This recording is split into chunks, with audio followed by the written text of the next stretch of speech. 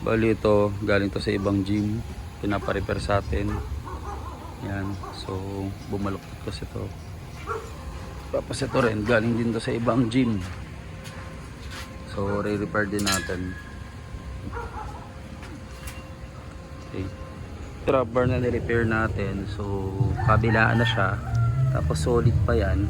Bakit siya ginawa kong kabilaan? Kasi ang concern na last, bumabalik to.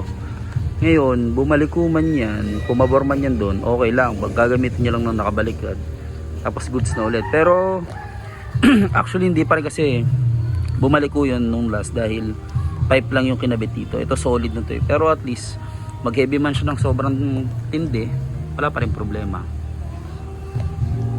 Goods pa rin. So, available na to sa marketplace natin pero mas makapal yung ilalagay natin dyan. So ito na siya. Kaya kung mapapansin nyo boss, stainless nandun pa rin. Tapos ito diliitan natin siya pero pares pa rin ng haba ng last bucket. Kasi pagka dito yung banda, mahirapan na kayo maglagay ng plates. Dito ulit ito, swak na swak lang siya. Sa kagandahan pa na ito sir. Yan, kung mapapansin nyo. Ito, di ba request nyo, parang gusto nyo ipasagad doon. Pag sinagad kasi natin doon boss, tatama yung place dito. Yun yung reason nun. Pero huwag kayong mag-alala, ginawa natin ng paraan. Kapag hindi nyo ito gagamitin, mapapansin nyo, may pulley dito, may pulley din dito. Ayan, pulley na maliit. So, pag nag-play ka, ganyan siya. Tapos, ang kagandahan na ito, bukod doon, kung maririnig nyo, ayan, napakaswabe.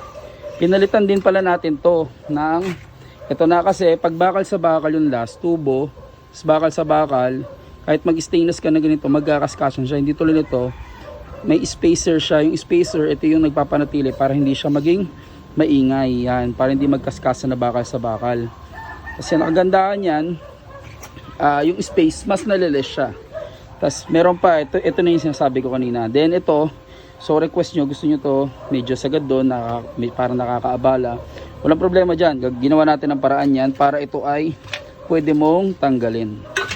Yan, so good na siya. Pwede na siyang alisin.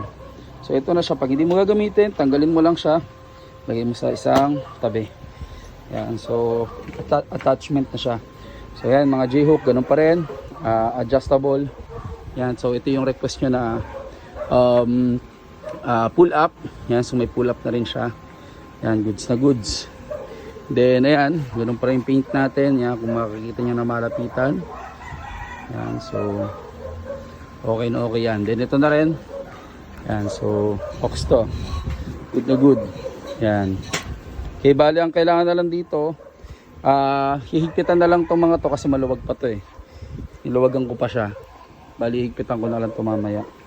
Yan. Tapos meron na rin tayo ditong lalagay na rubber para pag bumabagsak, pag babagsak siyang ganyan, nilalagay pa tayo dyan. Mas lalo siyang smooth. Hindi siya ganun kaingay pag bumabagsak. Yung part na to. Yan. So overall, yan, okay na po siya. Ready na to. Ready to deliver na po.